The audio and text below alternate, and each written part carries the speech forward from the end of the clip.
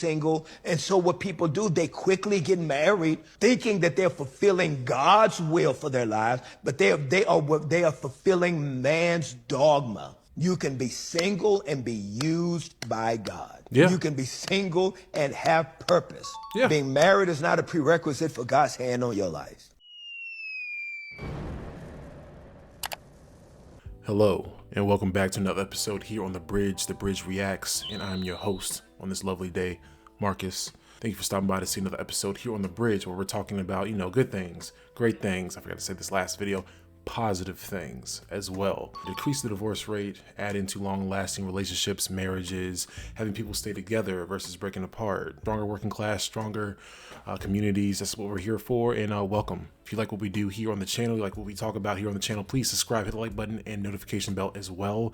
Today's topic, we're talking about something a little bit different when it comes to relationships, marriages, things of that nature. Religion, such as Christianity. And today's topic specifically talking more directly towards Christianity, how it revolves around marriage and how it kind of can at times weaponize marriage to a degree. And I kind of agree on that, actually. A little bit of an insight of my final thoughts. It's gonna be a shorter video, but here we have Kirk Franklin. He was actually on Cam Newton's podcast, very famous NFL player, if you didn't know. He has a really cool podcast on YouTube. Please check it out and check out this original video. I'm gonna have the link somewhere in the description, but this is on the Shade Room on, I think they're on YouTube as well, but on Instagram. Shade Room basically talks about Kirk Franklin trends after he explains why he believes marriage has been weaponized in Western Christianity. I believe that marriage has been weaponized in Western Christianity. Giving has been weaponized in Western Christianity. Sexuality has been weaponized. For example, any woman listening to this can attest in our culture. Don't be no 30, 35-year-old single black woman and go to the family reunion. All the older women are going to do them. They're going to look at you and wonder, why you not married? Where your man at? Where your kids at? Like it's a prerequisite for identity and value. That if you don't have a man, if you don't have kids, that something about you is broken. You understand how dysfunctional these messages are. Yeah. And how we super spiritualize these messages. Paul said, but marriage is a necessary distraction. I have many friends that were in ministry at church, and the church has told them, if you're going to be in ministry, you can't be single. Let me pause it for a second. He said a lot there, actually a lot. And I, again, for the most part, do agree with a lot of what he's saying when it comes to how it seems as though Christianity, and not just Christian, I want to kind of break it apart and give you a little bit more glimpse of my final thoughts as well. It's not just Christianity or westernized Christianity. A lot of different religions, Hinduism, Buddhism, Islamic faith, of course, Christianity, even other cultures, not just the black community, but even, not spill all the information I'm going to talk about towards the end right now, but a lot of different avenues, a lot of different religious beliefs do believe in some sort of conjoining families, some kind of marriage, or something that has to do with like building some kind of community, which the basis of that and successful communities revolve around some sort of like, once again, conjoining families. Conjoining families builds communities. Communities builds, I guess, empires or nations, whatever. Marriage was always supposed to be about status and building upon a family. That's kind of the whole point. So I wouldn't say it's just Christianity, but we're gonna let him finish his point. Another part of what he just said as well is just talking about how like I've noticed as a black man, and then being a black boy growing up, like a lot of individuals in the community, in the black community, where if you are a black woman and you're single and you are above the age of your late 20s and your 30s, entering your mid 30s, and you still have yet to find a husband, I have seen a lot of our ladies being shunned or looked down upon as if they are not as valuable. And I think there's some nuance to that. I cannot say with a wholeheartedly say that is true. I can't say that. It's not fair to say that. I think that there are individuals who prefer to not get married because they're either chasing maybe their career path, some kind of trade they want to learn about, just maybe just exploring themselves. So it's not fair to say that every individual who isn't married by a certain age, there's something wrong with them. That's not fair to say. On the other hand, I'm talking a lot in the beginning of this video. On the other hand, maybe, yes, it is fair to say that some of those individuals, or an alarming amount, might have their own soul searching and things they need to fix within themselves in order for them to find a great match or a future husband. Single. And so what people do, they quickly get married thinking that they're fulfilling God's will for their lives, but they are fulfilling man's dogma. You can be single and be used by God. Yeah. You can be single and have purpose. Yeah. Being married is not a prerequisite for God's hand on your life. It is not, but we've weaponized it. And then crucify people. Where my camera at? Right and there. And then crucify people when those same marriages don't. Damn! Shout out to Kirk Franklin. I again do agree on these points of what he's saying. Very much so. I guess I'll just get into my final thoughts now.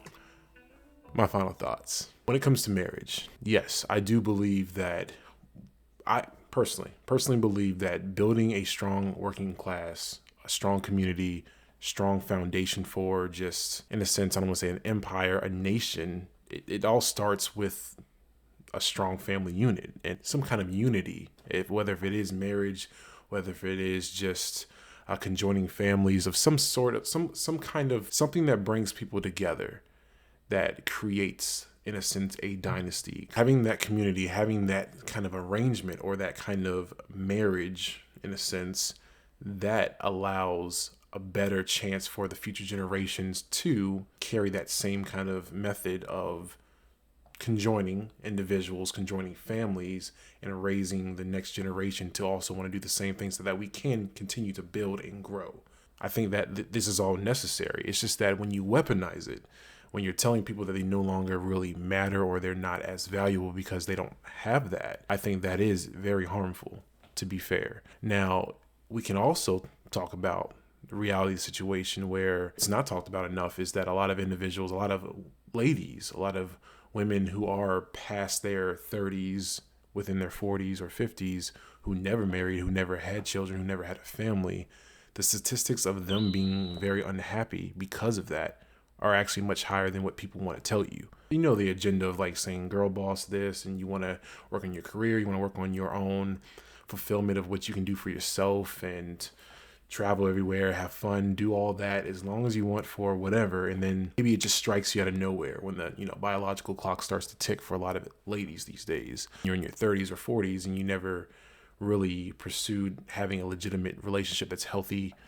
both parties, and growing and building with one another so that you can find a great man to be a husband. If you are looking to do that, and that's for you, that's for you. But if you're waiting so long and you've done everything else for your career, your self-fulfillment, or whatever you want to do for yourself as an individual, which you should do earlier in life, completely understand. You need to find yourself before you can really conjoining yourself with somebody else. I think it's best to find yourself first, or at least start that journey. Back to my point, if you are an individual who waits that long, it actually might bite you in the butt in the long run, and you might not be able to find that husband, that individual that you may have been able to find at a younger age. That's the reality of the situation. Like, a lot of men typically, not always, would want a woman who is younger or more, in her prime, in a sense. To be completely transparent and fair, a lot of men typically gravitate towards those women. But if a lot of women are waiting later on to find a man or a marriage, start a family, you might not have that same chance that you might have had when you were younger. So there's a duality towards this. It's just that it is wrong, and I am denouncing it. The Bridge is denouncing, shaming ladies for not wanting to be married at a certain age, or not wanting to be married or start a family at all. We're not here to shame you. If that's not for your plan or you didn't want to do that, that's just you. If you're living your life, you're making your own decisions. You're a grown up. You're a grown person. So just, again, I think there's a duality towards this. It's a conversation for sure. I don't think that it's just within the Black community. I was going to say earlier that even, say, for instance, different ethnicities or different races, even like the Asian culture, where you're considered leftovers if you are unmarried by the age of 30.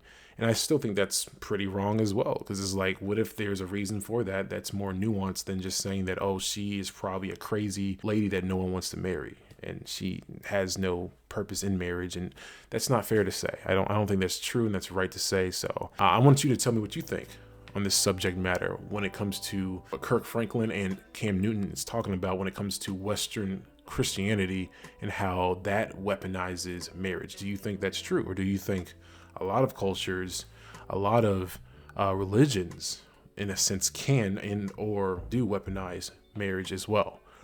And what is the appropriate way to encourage individuals to want to conjoin and be together so they can grow a better working class and community?